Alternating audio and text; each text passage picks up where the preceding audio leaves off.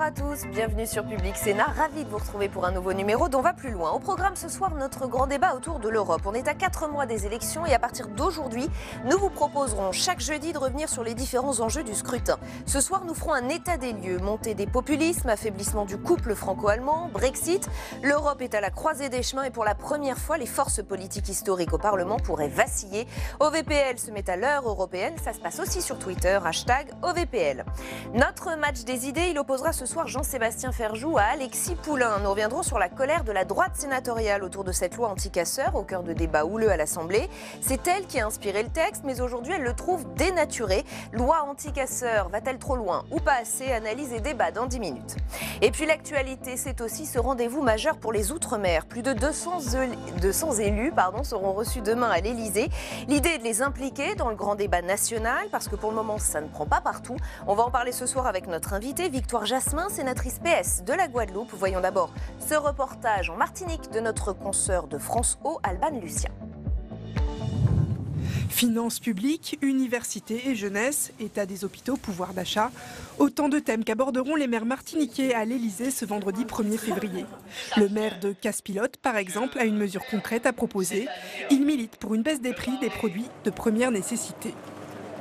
L'idée, c'est que sur ces familles de produits, des efforts pourraient être faits par les transporteurs comme par les distributeurs. Mais les 24 communes de l'île ne seront pas toutes représentées ce vendredi. Les maires de Cholcher, Ducos ou encore Sainte-Luce, en tout plus d'une dizaine, ne se rendront pas à Paris. Le problème Martinique, c'est pas Caïma Conillé. C'est les Martiniquais même qui ont empêché Martinique à avancer.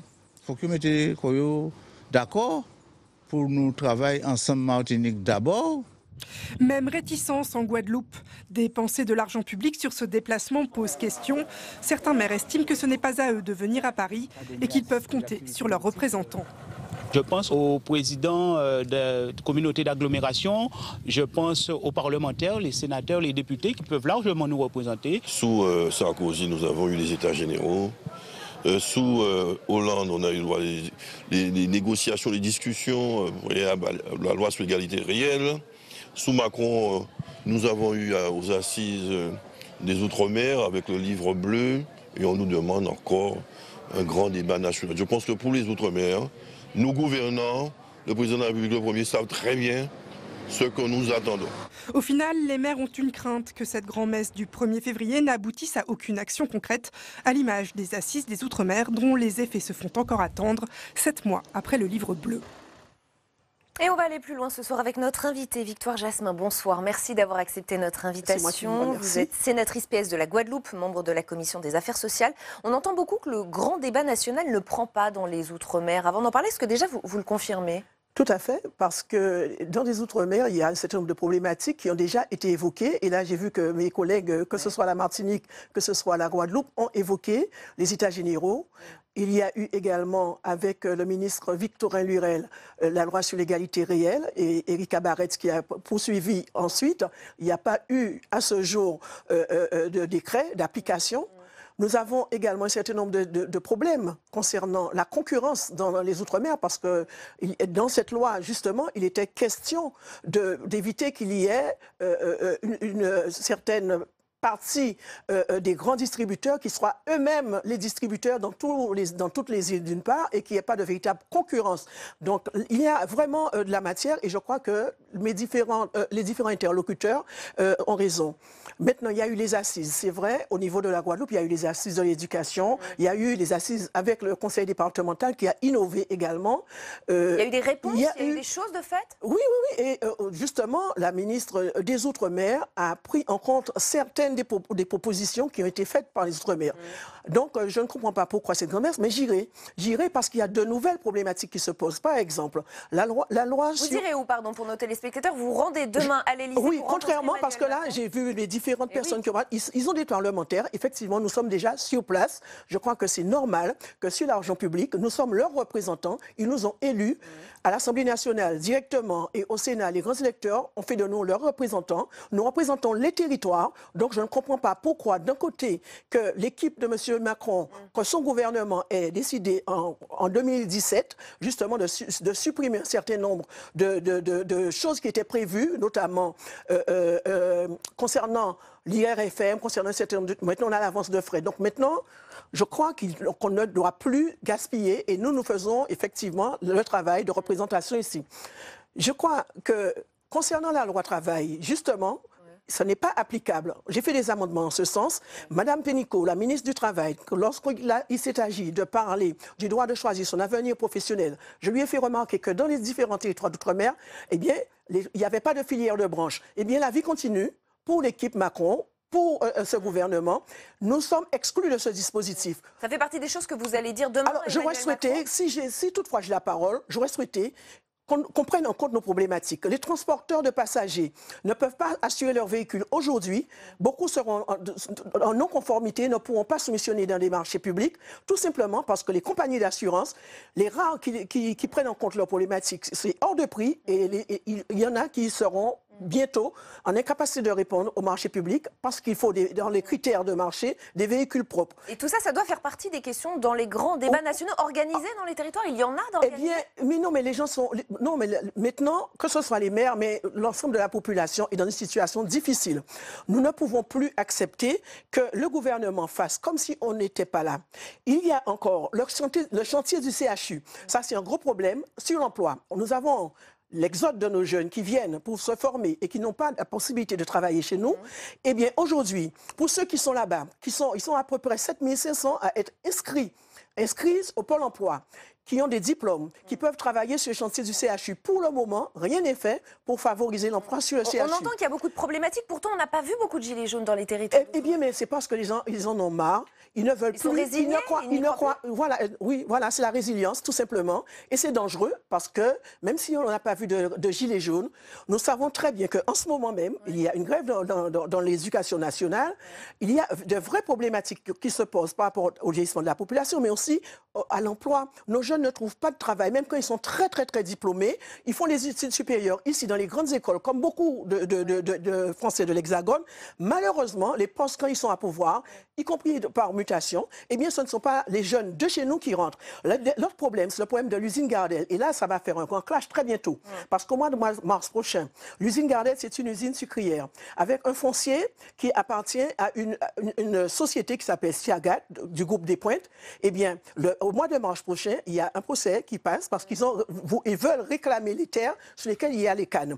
Or, si ces terres, ce foncier planté en canne sur 3 communes, Le Moule, Sainte-Anne et Saint-François, n'était pas mis à la disposition du foncier pour l'agriculture, eh bien, il y aura de vrais problèmes sociaux avec une systémique incroyable vraiment des problèmes, que ce soit, il y aura des grèves, mais il y aura sur l'emploi, sur le développement du territoire. Vous auriez aimé qu'Emmanuel Macron fasse le déplacement lui-même plutôt que de recevoir des élus à l'Élysée, qu'il fasse comme il a fait dans la Drôme. Il est venu au mois de septembre dernier, donc s'il faut maîtriser les dépenses, ça vaut pour lui. Nous sommes là, il doit nous écouter. Ça vaut pour lui parce qu'il était là il n'y a pas si longtemps. Il est venu avec une bonne partie de son gouvernement au mois de septembre dernier. Il est allé à Saint-Martin où il a fait des déclarations. Bon, je passe sur ça. Débat. Donc maintenant, il a décidé de faire un grand débat. Je trouve que le temps passe. Il a été élu avec un programme. Il veut faire n'importe quoi sans écouter les élus que nous sommes. Nous sommes là. Nous faisons des propositions à travers les amendements que nous apportons justement aux différents textes qu'il nous propose. Malheureusement, nos amendements ne sont pas pris en compte et on ne prend pas en compte notre présence sur le territoire et les travaux que nous réalisons. Et on a bien compris cet appel et même cette détresse. Merci Victoire Jasmin d'être venue nous en parler ce soir, sénatrice PS de la Guadeloupe. OVPL continue avec le match des idées. Il va opposer Jean-Sébastien Ferjou à Alexis Poulain. On va revenir sur le débat que suscite la loi anti-casseurs. Débat à l'Assemblée, mais aussi débat entre les deux chambres. Le Sénat, qui a inspiré le texte, trouve que sa loi est dénaturée. On va en parler avec nos invités juste après le sujet de Marie Brémaud. Le patron des sénateurs Les Républicains n'assume plus la paternité de la loi dite anti-casseurs. Moi, je n'ai pas du tout envie qu'une loi porte mon nom si elle est inutile. On fait des lois pour être utiles aux Français. Et moi, je veux préserver la liberté de manifester pacifiquement. Voilà, c'est tout. Bruno Retailleau ne reconnaît plus sa proposition de loi. Il accuse en effet les députés de dénaturer l'esprit du texte, en ayant notamment supprimé les périmètres de sécurité pendant les manifestations. Lors de l'examen du texte, les députés ont adopté la possibilité pour les préfets de prononcer des interdictions de manifester, mais aussi la fouille des bagages et des voitures autour des manifestations, ainsi que l'interdiction des cagoules et foulards. Les débats ont été houleux dans l'hémicycle de l'Assemblée nationale. Plusieurs voix, surtout à gauche, mais pas que, ont dénoncé des mesures liberticides. C'est la dérive complète. On se croit revenu sous le régime de Vichy. Mais oui, mes chers collègues. Oui, je dis bien le régime de Vichy. Mais oui, vous êtes présumé, par votre attitude, vous êtes présumé être résistant, donc on vous entôle. Voilà, par l'autorité administrative. Mais où sommes-nous? Mais réveillez-vous, mes chers collègues. Le texte reviendra au Sénat le 12 mars et Bruno Retailleau compte bien rétablir dans la loi certaines des mesures supprimées. Et avec nous pour le match des idées ce soir, juste Alexis Poulain pour le moment, cofondateur du site lemondemoderne.media. Je vous précise que nous attendons Jean-Sébastien Ferjou. Alexis Poulain, délit de dissimulation du visage et possibilité pour le préfet d'interdire de manifester. Est-ce que cette loi va trop loin selon vous ? Oui, je pense que cette loi va trop loin parce qu'en fait, elle donne à l'exécutif le pouvoir d'autoriser ou non les manifestations. C'est une loi qui entaille le droit de manifestation. Vous iriez jusqu'à dire, comme le député centriste Charles de Courson, on se croit revenu sous le régime de Vichy ? Alors, c'est incroyable qu'il ait dit ça. Un député centriste, quand même, ça en dit long sur le curseur politique qui est en train de se déplacer complètement. Il y a une dérive, bien sûr, grave du pouvoir depuis quelques semaines, quelques mois même, qui mérite d'être signalée parce que c'est effectivement dangereux, même avec les meilleures intentions du monde. Personne n'est pour les casseurs, soyons clairs. C'est inadmissible qu'il y ait des jets d'acide face aux forces de l'ordre, qu'il y ait une attaque des CRS, qu'il y ait des gens qui posent sur des blocs pour aller casser du flic, c'est inadmissible. Mais derrière ça, est-ce qu'il n'y a pas d'autres moyens que ces lois qui, finalement, ça me rappelle l'acte 4, si vous vous rappelez, avec 1700 personnes interpellées qui finissent en garde à vue, finalement, il ne se passe rien. Des gens qui ont été arrêtés pour rien. De manière préventive. De manière préventive, mais même de manière complètement absurde, où on arrête des gens parce qu'ils avaient une barre de direction dans leur voiture. Enfin, si vous lisez les colonnes un peu judiciaires en ce moment, vous avez quelque chose de l'ordre du théâtre de l'absurde, où des gens disent mais je ne sais pas pourquoi on m'a arrêté, parce que j'avais un masque de peinture dans ma voiture et un gilet jaune. C'est obligatoire d'avoir un gilet jaune dans sa voiture. C'est Minority Report, vous savez, c'est on essaie d'arrêter les gens avant qu'ils commettent une infraction. Et il faut prouver ensuite que vous n'aviez pas l'intention de commettre une infraction. Donc en fait, il est très facile d'arrêter les gens avant les manifestations pour empêcher les manifestations. Et donner ce pouvoir au préfet d'autoriser ou non ces manifestations et ensuite de pouvoir arrêter des gens avec des délits qui n'existent pas ou qui sont censés arriver, c'est complètement ubuesque. Et effectivement, il y a quelque chose de l'ordre d'un 1984, d'un régime totalitaire qui fait peur parce que on ne sait pas. Si demain le pouvoir change. Absolument, et même si aujourd'hui le pouvoir décide de changer tout seul, ça risque de compliquer beaucoup les choses pour la protestation. Et ça montre aussi, je pense, la difficulté en France d'avoir un contre-pouvoir fort. C'est une démocratie difficile, la Ve République, parce que vous voyez bien qu'une fois que vous avez une majorité à l'Assemblée nationale, c'est extrêmement difficile de faire entendre une voix dissonante et d'alerter aussi sur les dangers de lois qui peuvent paraître intelligentes le moment venu, mais qui vont s'avérer dangereuses dans le futur. Et puis, un trait français qui est trop souvent critiquable, celui de légiférer dans l'urgence, parce qu'il faut faire des lois pour montrer qu'on agit en tant que gouvernement. Inflation législative qui n'aide pas du tout, au final, à être lisible. Et on a le plaisir d'accueillir Jean-Sébastien Ferjou, fondateur et directeur d'Atlantico. Jean-Sébastien, nous parlions de cette loi anti-casseurs qui a fait sérieusement débat hier à l'Assemblée nationale avec un Charles de Courson, député centriste, qui nous dit on se croit revenu sous le régime de Vichy. Est-ce que vous êtes choqué par cette loi? Est-ce qu'elle va trop loin ou pas assez, selon vous, comme d'ailleurs le dit Bruno Retailleau? Mais je crois que Charles de Courson a raison d'alerter. Après, le parallèle, c'est vrai qu'il est assez saisissant parce que la France de 2019 n'est certainement pas la France de Vichy et Emmanuel Macron n'est pas le maréchal Pétain, évidemment, mais je ne crois pas que c'était ce que voulait dire Charles de Courson.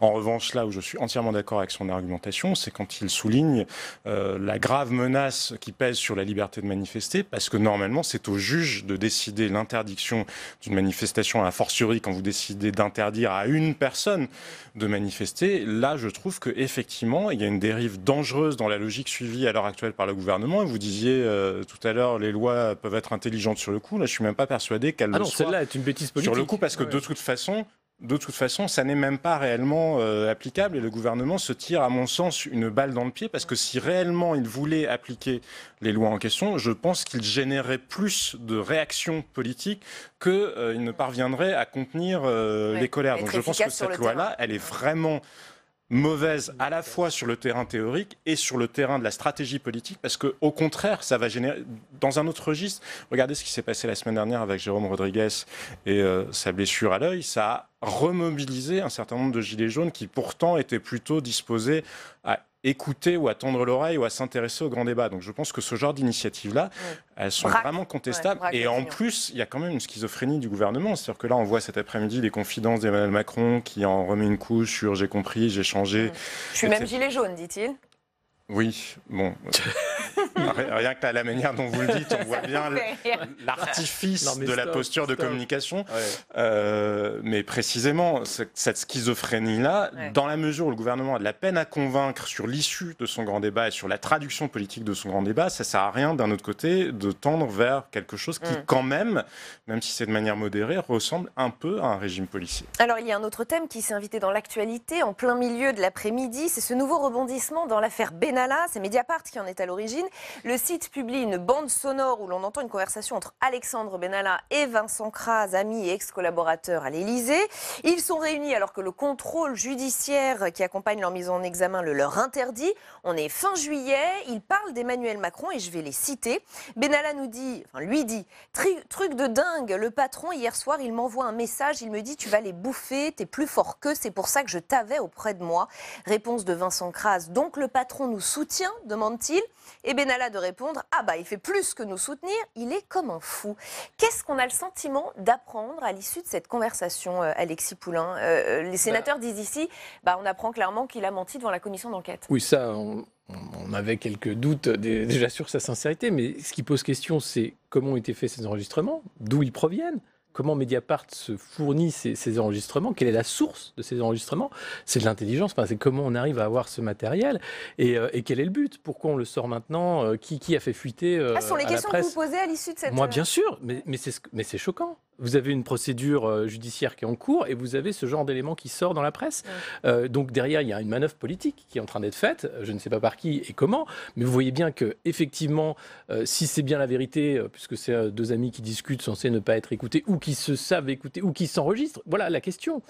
Quelle est cette manœuvre énième rebondissement dans l'affaire Benalla?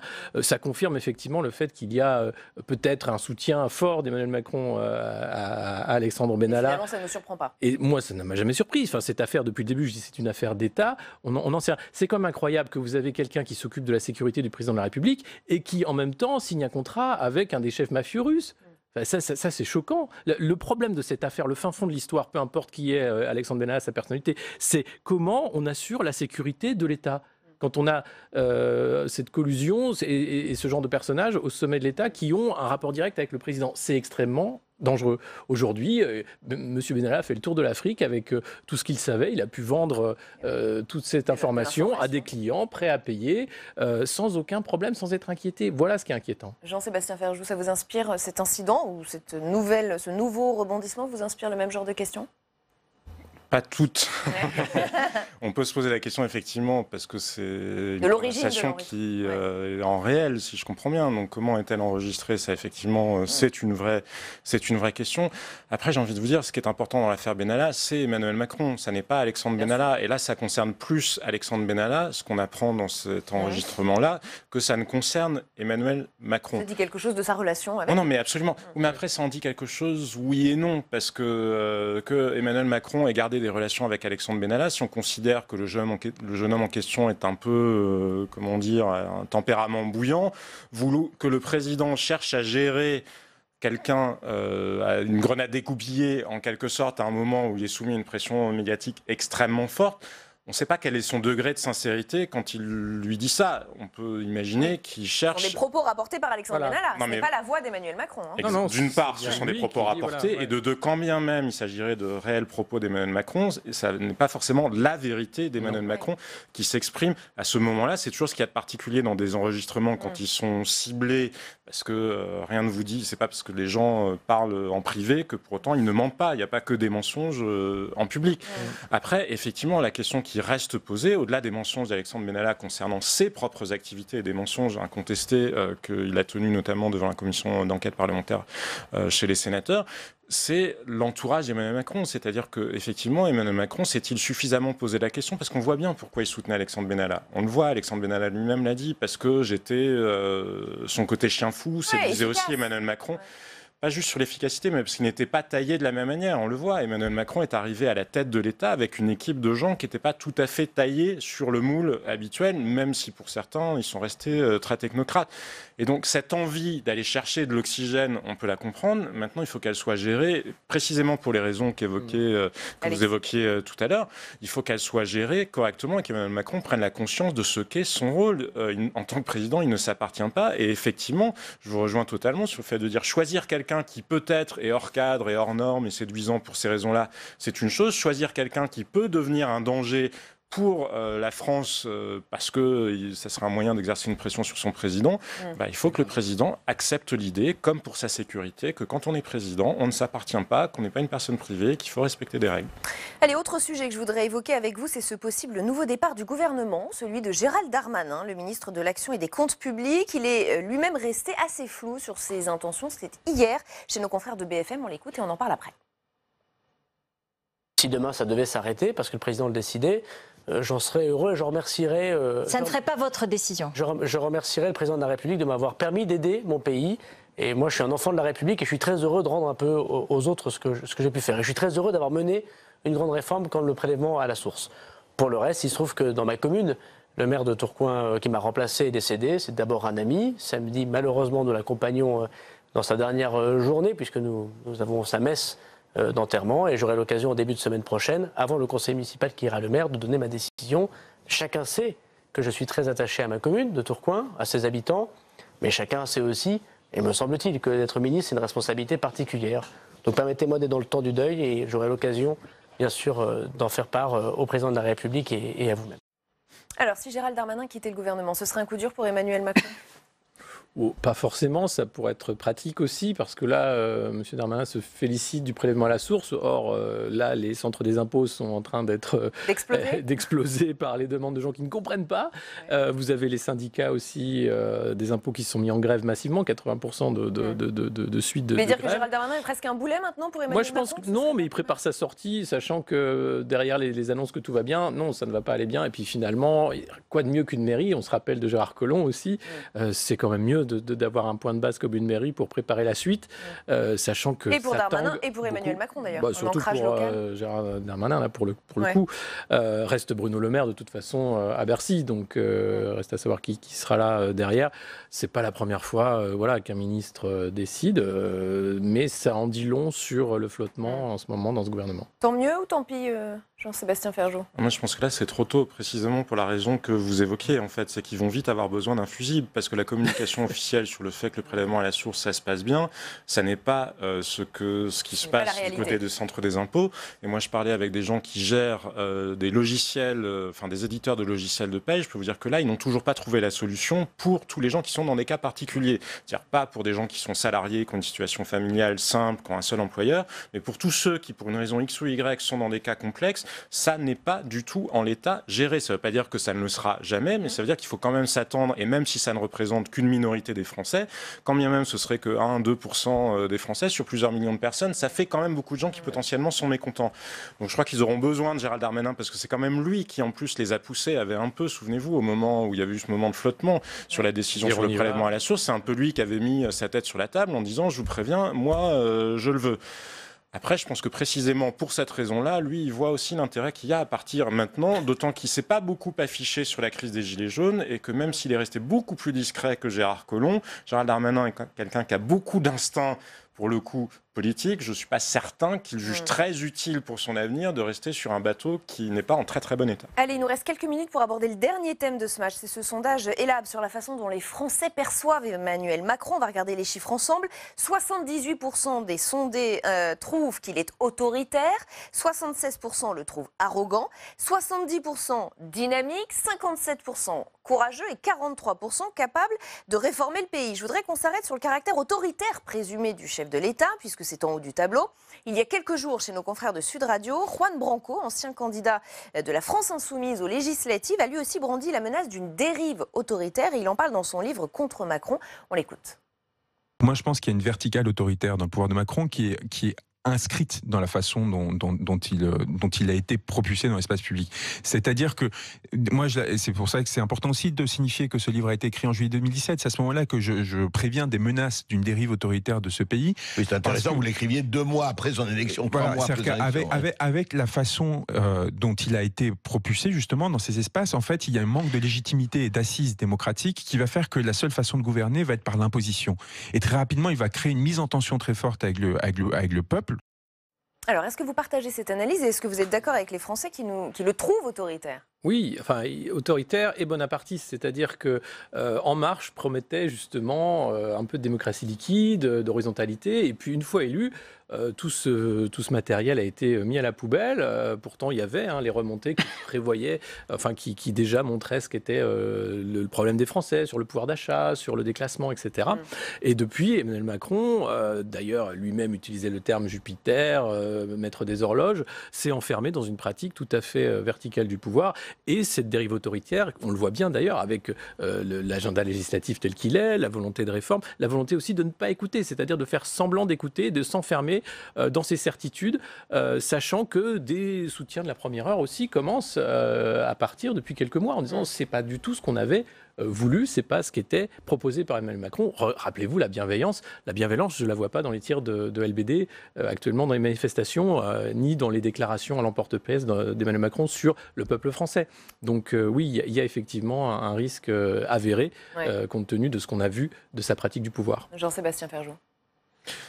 Je pense que autoritaire, ça pourrait être une qualité. Le problème, c'est que derrière, il y a arrogance. C'est-à-dire qu'il y a une demande d'autorité dans le pays. Je pense que la demande de démocratie participative ou liquide, comme vous l'exprimiez, elle existe incontestablement, mais elle existe probablement plus au niveau local et elle existe de manière limitée. Il y a quand même beaucoup de gens dans ce pays qui, à l'inverse, demandent qu'on leur indique un nouveau chemin parce qu'ils ont l'impression précisément qu'on s'est fourvoyé, que les élites ont arrêté de faire leur travail. Le problème, c'est que, en fait, il devrait plutôt être ce que proposait à l'époque Ségolène Royal, l'ordre juste, en quelque sorte. C'est-à-dire que c'est pas en soi l'autorité qui pose problème, parce que dans la mesure où on le trouve aussi courageux, dynamique, et quand même à une majorité relative capable de réformer le pays, le problème qui se pose à mon sens à Emmanuel Macron, c'est que les Français considèrent qu'il n'utilise pas son autorité à bon escient. Et après, effectivement, il y a une forme de trahison par rapport à ce qu'a été la campagne électorale, à la bienveillance que vous évoquez.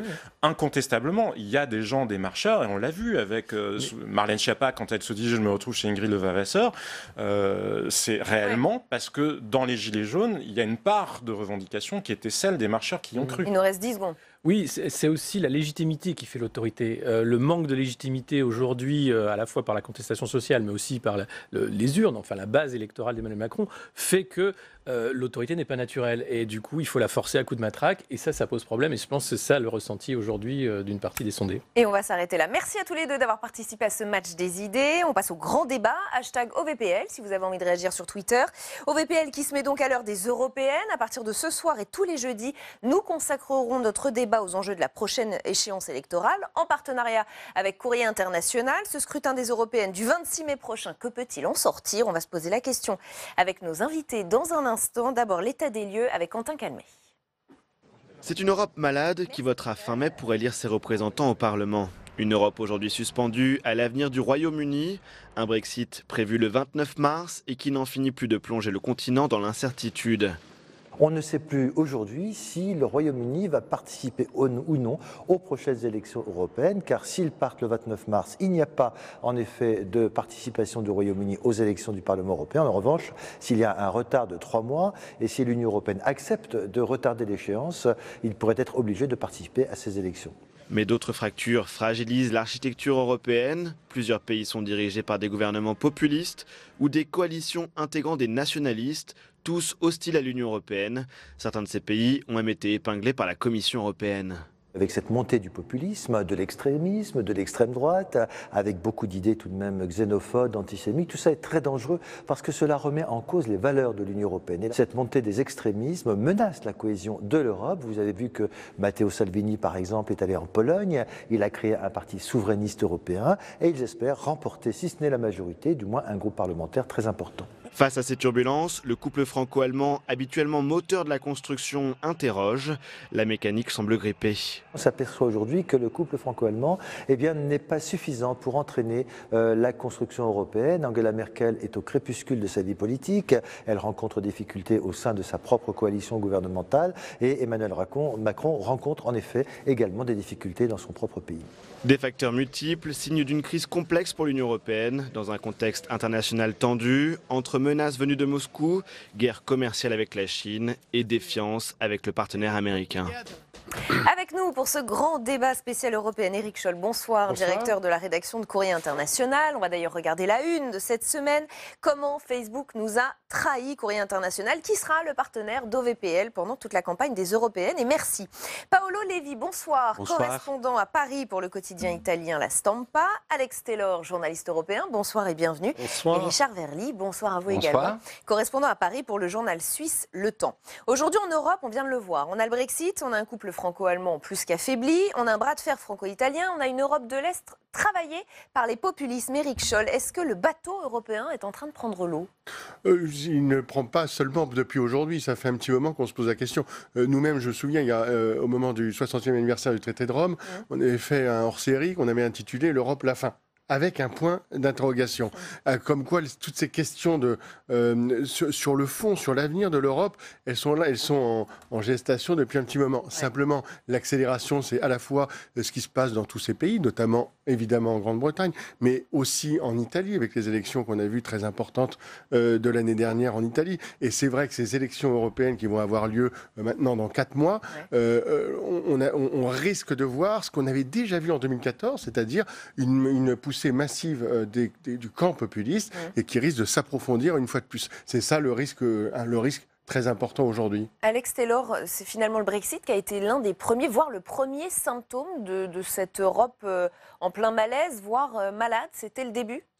Je ne suis pas sûr que ce soit un secret que les Britanniques n'étaient pas de fervents partisans de l'Europe, donc le Brexit... Mais justement, est-ce qu'on n'a pas sous-estimé ce Brexit, se disant, après tout, les Anglais ont toujours été à part, mais finalement c'était le début. Non, je pense que c'est plutôt, on comprend mal la façon dont le Brexit est vécu sur place, parce que moi, je vois un peu le débat sur l'Europe différemment. Je veux dire, Londres est sans conteste la ville la plus européenne. Toujours aujourd'hui, vous promenez à Londres, vous promenez à Londres, tout le temps vous entendez des accents étrangers. C'est une ville très jeune où 80% des Britanniques ont voté pour rester dans l'Union européenne et il ne se passe pas, vous savez, comme il y a tellement de crises politiques en Grande-Bretagne maintenant, il ne se passe pas une émission sur les chaînes de news sans que des hordes de personnes brandissent le drapeau européen sur le fond dans les plateaux de télévision. Donc, je pense que c'est très simple de dire l'Europe va mal quand on est dedans. Mais une fois que tout d'un coup on se rend compte que ce que c'est de sortir, parce que les Britanniques vont sortir dans 57 jours, normalement, avec un deal ou sans deal. C'est une fois sortis qu'ils se rendent compte qu'en fait ils se sentent européens. Même avant. Parce qu'ils se rendent compte de tout ce que ça voulait dire. Le nombre d'émissions que j'écoute où les gens disaient on ne se rendait pas compte que l'Europe c'était ça. Par exemple, les jeunes Britanniques pensaient qu'ils peuvent continuer à aller vivre en Europe, étudier en Europe, comme moi j'ai pu faire pendant 40 ans, mais pas du tout. S'il n'y a pas de deal, donc les gens, les émissions de radio, de télé sont inondées de gens qui disent ah bah si j'avais fait ça, j'aurais pas voté. Et Paolo Levi, les Italiens, ils se sentent européens ou ils font bon à part là ? Écoutez, j'ose l'espérer. Je veux dire, l'europhilie était inscrite dans l'ADN même de l'Italie. Oui. L'Italie a été toujours un laboratoire de l'Europe parce que figurez-vous qu'on est une nation assez jeune. On s'est unis il y a même pas 200 ans et on a uni ensemble des identités qui n'avaient rien à voir une avec l'autre. Mettre ensemble un Napolitain avec Milanais revient exactement au même de mettre ensemble un Allemand, un Anglais, un Français, un Grec. Ouais. C'est pour ça que pendant 50 ans et même plus, l'Italie a porté de façon très forte cet idéal d'intégration européenne, parce qu'on s'est toujours dit, mais si on l'a fait chez nous, pourquoi ne pas le faire à l'échelle continentale? Et ensuite, depuis les dernières élections, c'est la fin de cette histoire d'amour. Le peuple le plus europhile qu'il y avait en Europe s'est détourné de cet idéal à cause aussi de différents facteurs, y compris la crise migratoire où l'Italie s'est sentie abandonnée. Et aujourd'hui, il y avait cet éclaireur de l'Europe qui désormais n'est plus et l'Italie est en perte totale d'identité parce que l'Italie marche. Et c'est exactement comme la laïcité en France. Disons, pendant des années, c'est comme si à un certain moment, d'un jour à l'autre, les Français n'étaient plus laïcs, ne croyaient plus dans la laïcité. Exactement ça, on se retrouve avec cette valeur fondante de notre pays qui n'anime plus les esprits et c'est une perte totale de boussole. Donc c'est très inquiétant. Richard Verly, quel état des lieux vous faites, vous, de cette Europe? Elle est en train d'imploser, elle est en train de sombrer, comme je le disais, je prenais l'image du bateau en train de couler. Alors, comme vous le savez, la Suisse est dans une position un peu particulière, puisque pour le coup, elle n'y est pas entrée.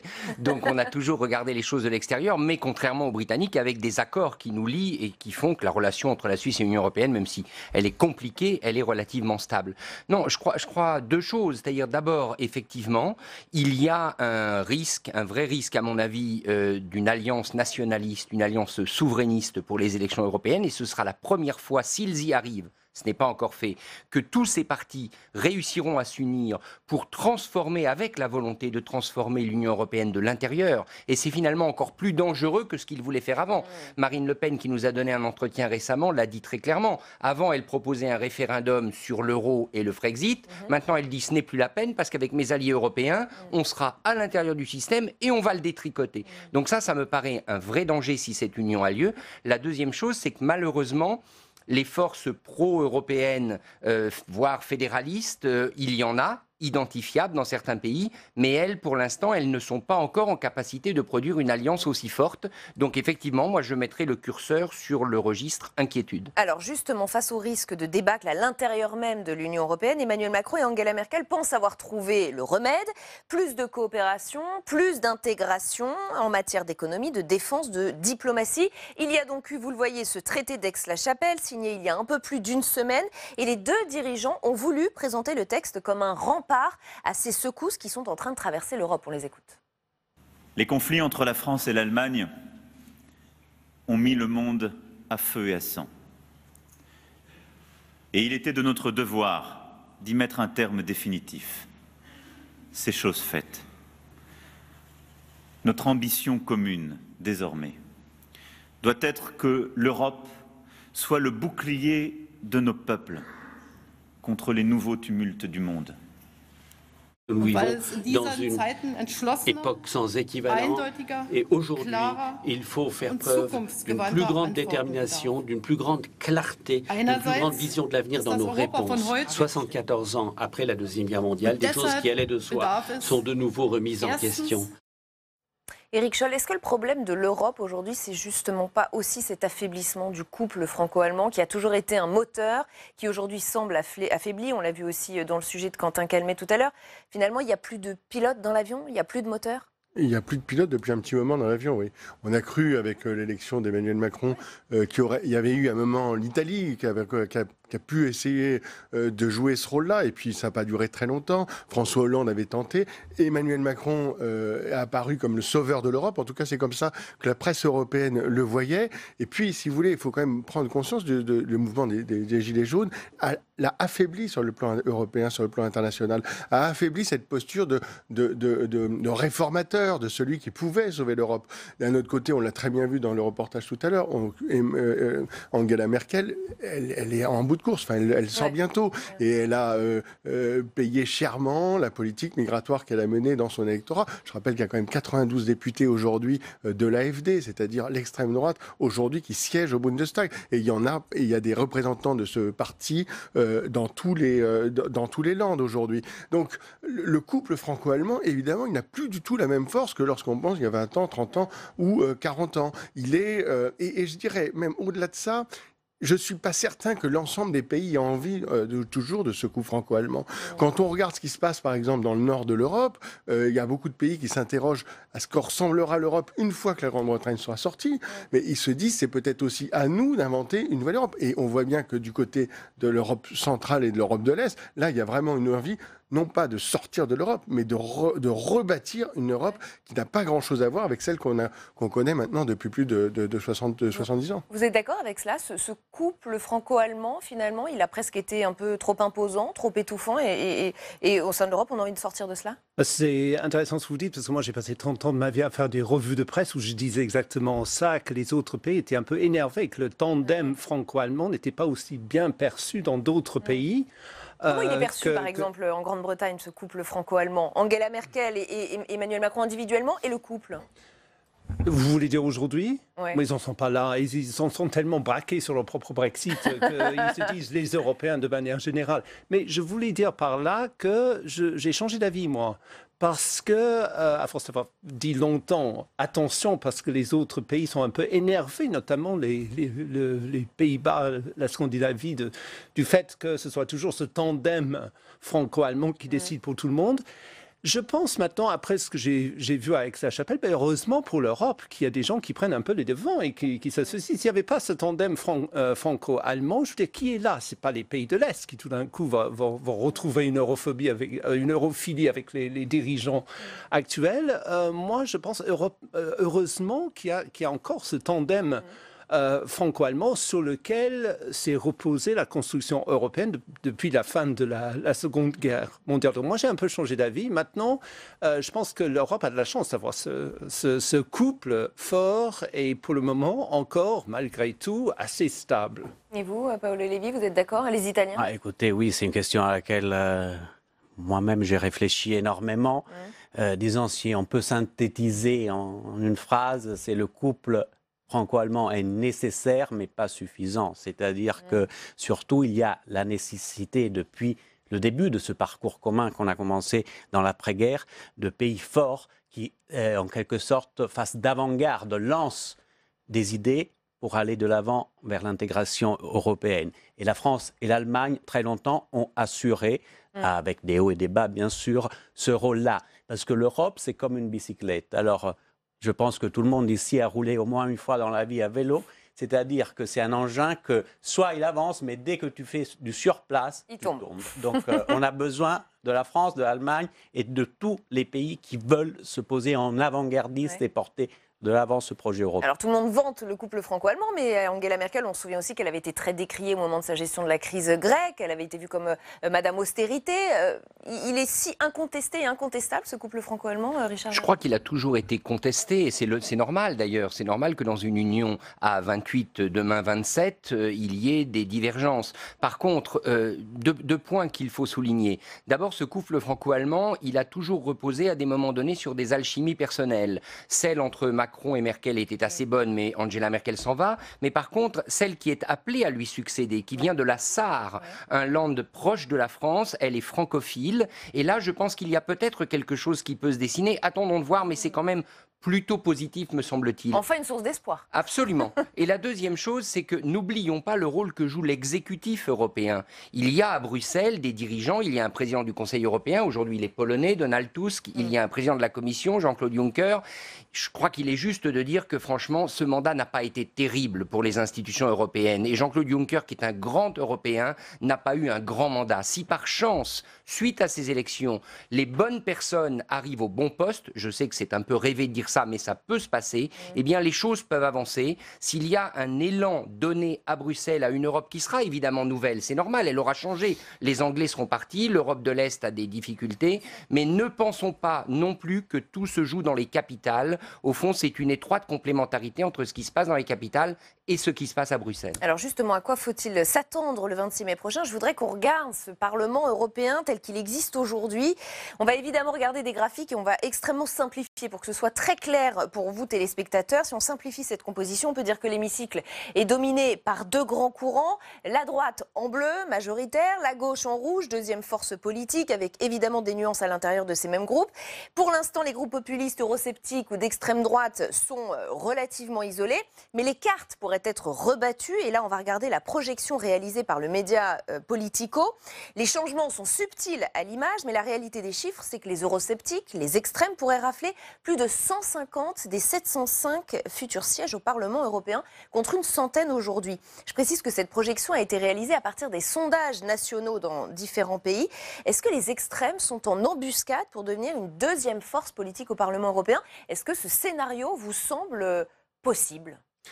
Alors, oui, évidemment c'est possible. En tout cas, ils le souhaitent. Je ne crois pas que ça soit tout à fait possible parce que dans la construction des partis, des formations, des groupes au sein du Parlement européen, il faut avoir... Il y a des règles qui font que ces partis populistes, ces groupes populistes, ils vont avoir du mal à se rassembler. Ils avaient déjà eu beaucoup de mal dans l'actuel Parlement européen et je pense que ces difficultés vont demeurer. Et donc, ils n'arriveront sans doute pas à faire un groupe de 150 personnes. On verra la suite. Néanmoins, ce qui est certain, c'est que, on l'a vu d'ailleurs au moment du vote sur le Brexit, il va y avoir certainement une mobilisation assez forte de ceux qui votent contre l'Europe ou des eurosceptiques. Ces gens-là se déplacent beaucoup plus facilement pour aller voter contre que ceux à qui on va aller demander d'aller mettre un bulletin pour une Europe sur laquelle qui trouve de plus en plus distante. Bon. Donc c'est le risque effectivement d'avoir une mauvaise surprise sur la mobilisation des anti ou des eurosceptiques.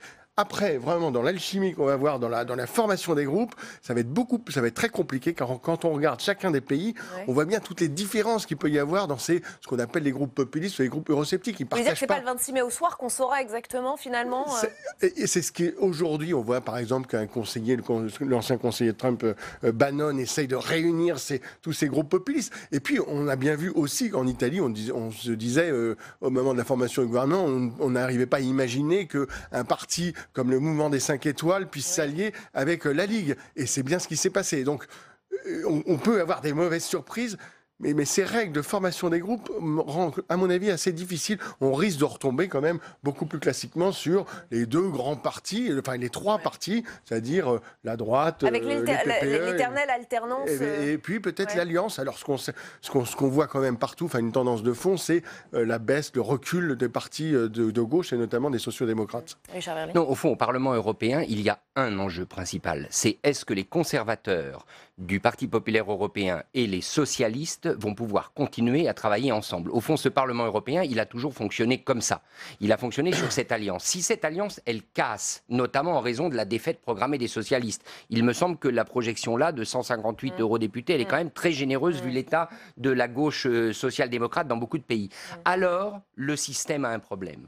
Parce qu'à ce moment-là, il faut faire des majorités, des coalitions par thème, et ce n'est plus si évident. Et si le Parlement européen a un problème, vu le poids qu'il a maintenant dans le système européen depuis le traité de Lisbonne, eh bien c'est tout le système qui commence un peu à patiner. Donc, encore une fois, inquiétude. Moi, j'ai un point de vue un peu différent parce que moi, j'ai passé beaucoup de temps à faire des émissions au Parlement européen et je vais vous choquer. Mais en fait, quelque part, je ne trouve pas que ce soit si mauvais que ça qu'il y ait des populistes qui arrivent au Parlement européen parce qu'au moins, ça dynamise le débat, ça fait parler de l'Europe. Je peux vous dire que depuis 3 ans, il ne se passe pas une seule émission politique en Grande-Bretagne sans qu'on parle de l'Europe. Avant, ce n'était pas possible. Et les gens, maintenant, commencent au moins à... dire que paradoxalement, les Français, les gens s'intéressent à l'Europe. Les Britanniques n'ont jamais été aussi passionnés par l'Europe et de plus en plus, il faut regarder tous les sondages, ils voteraient maintenant, s'ils avaient le choix, 56% pour rester. C'est pas beaucoup, à mon avis, dans 2-3 mois, quand ils vont sortir, parce qu'ils commencent beaucoup plus quand ils vont voir les faits, parce qu'ils vont sortir avec un no deal, et s'ils sortent avec un no deal, ils n'ont aucun traité commercial. Mais les populistes au Parlement européen, vous nous dites, après tout, les populistes, au moins, je veux dire, c'est évident que si vous avez un projet politique fort, comme l'Union européenne peut l'être et a toujours voulu l'être, c'est normal qu'il y ait des gens qui s'y opposent.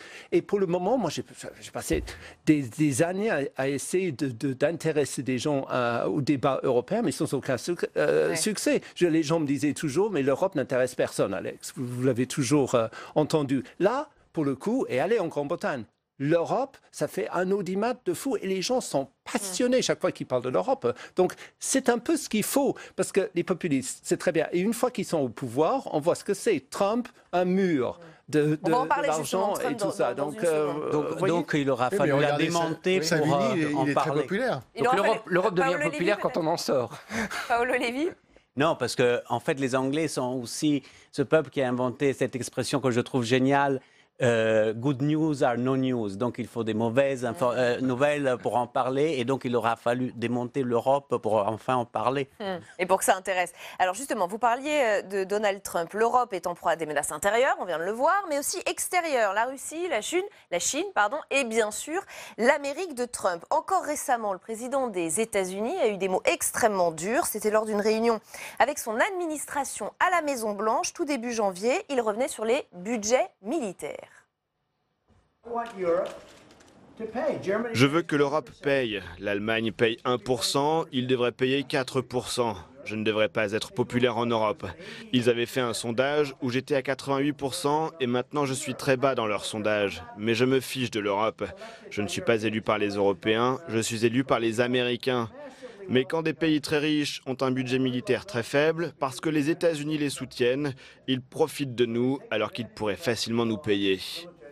Éric Scholl, les États-Unis, un allié historique de l'Europe. Est-ce que ces critiques, cette façon de nous mépriser, de mépriser les Européens, est une manière aussi de nous affaiblir, de nous mettre hors du coup? Je crois qu'il y a deux choses dans ce que dit Trump. Sur le fond, il soulève des sujets qui méritent d'être regardés. Sur la défense, c'est vrai. Sur la Chine, c'est exactement la même chose. Je pense qu'il arrive à une sorte de bras de fer avec la Chine et qui aurait peut-être dû démarrer plus tôt. Après, il y a à la fois la forme et puis il y a sa relation à l'Europe. L'Europe, ça ne l'intéresse pas du tout. Et plus il peut l'affaiblir, plus il le fera. Sur la question du financement de l'OTAN, c'est-à-dire de demander aux pays européens de payer leur part du fardeau, c'est assez logique. C'est ce qu'il a fait d'ailleurs. Il l'avait dit pendant sa campagne. La première chose qu'il a faite quand il est venu en Europe à Bruxelles, c'est ce qu'il a été réclamé au premier sommet de l'OTAN auquel il a participé. C'est pour ça que l'Europe pense à une armée européenne aussi. Mais sur le fond, ce qu'on voit bien, c'est qu'effectivement, cette Europe, aujourd'hui, elle est menacée de l'intérieur, on l'a vu tout à l'heure, et elle est effectivement menacée de l'extérieur par des États-Unis qui regardent cette construction européenne avec un œil de plus en plus lointain et distant, et de l'autre côté, évidemment, on le voit très bien en ce moment, par ce qui se passe en Chine, on n'a aucune politique, on a du mal à monter une politique commune face aujourd'hui à la Chine. Et on voit bien à travers l'affaire notamment Huawei, donc l'équipementier télécom chinois, où on aurait besoin d'affirmer beaucoup plus une politique de défense vis-à-vis de ce que est en train de faire la Chine. Et on a beaucoup de mal à le faire aujourd'hui. Richard Verly. La difficulté, c'est jusqu'où Donald Trump est prêt à aller. Parce qu'il a quand même été plus loin que ces propos-là. Il a même dit qu'il était prêt à envisager le retrait des États-Unis de l'OTAN. Alors est-ce que c'est du bluff, comme on peut le penser, qui vise essentiellement au fond à faire quoi? À vendre des armes américaines. Parce que l'objectif de Trump, c'est de toucher de l'argent des deux côtés. Un, parce que les Européens vont assumer davantage financièrement le fardeau de la sécurité. Deux, parce qu'ils vont le faire en achetant des équipements américains. Et on l'a vu récemment, la Belgique s'est équipée en avions de chasse américains. Alors, est-ce que c'est du bluff ou est-ce qu'à un moment donné, il va provoquer une crise qui peut-être peut poser un problème? Avec Trump, vous ne savez jamais. Pour l'instant, on est plutôt dans le registre du bluff et de l'incitation à mieux faire. Mais si les Européens qui ont d'autres problèmes, d'autres soucis, n'arrivent pas à sortir leur chéquier et n'achètent pas suffisamment de canons et d'avions américains, on peut quand même s'attendre de sa part à des pièges. Il est spécialiste en la matière. Alors, il nous reste moins de 2 minutes, mais Paolo Levi, comment on perçoit Trump? Comme un ami, comme un ennemi en Italie?